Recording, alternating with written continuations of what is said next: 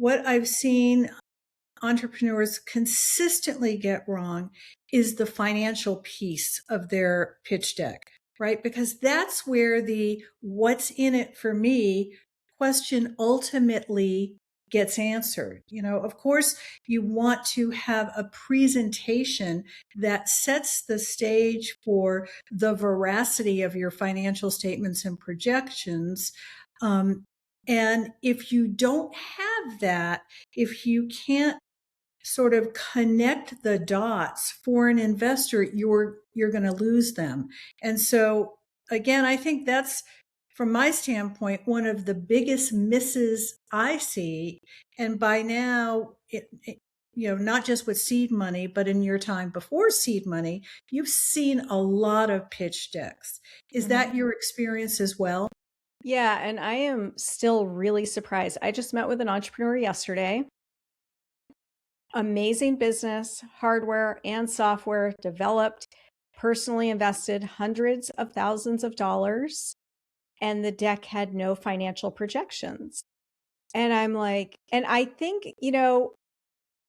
I've been trying to figure out, because it really is like 80% of the decks that I see, I feel like are missing that key financial snapshot where an investor can just understand what's in it for me, like exactly what you said, like what the trajectory is and what's in it for them. And I don't know if people are just so close to it that they don't realize, or they just aren't told. Like nobody's taught how to raise money. Nobody's taught in school how to do this. So that's the only thing I can figure out, because a lot of these companies I'm meeting with, they have real traction, even have sales. So there's got to be financial projections, but they're not summarizing it in the right way on their pitch deck. So I totally agree with you. I see it quite often. And Um, I think it's two prong. I think that everything that you said is true, and there are a couple other factors. A lot of people aren't taught how to read an income statement or a balance sheet, and that language is literally a foreign language to them. And so there's that one element of it. And entrepreneurs often tend to underestimate the value that a solid CFO can provide. mhm. That's, it's not quite as sexy.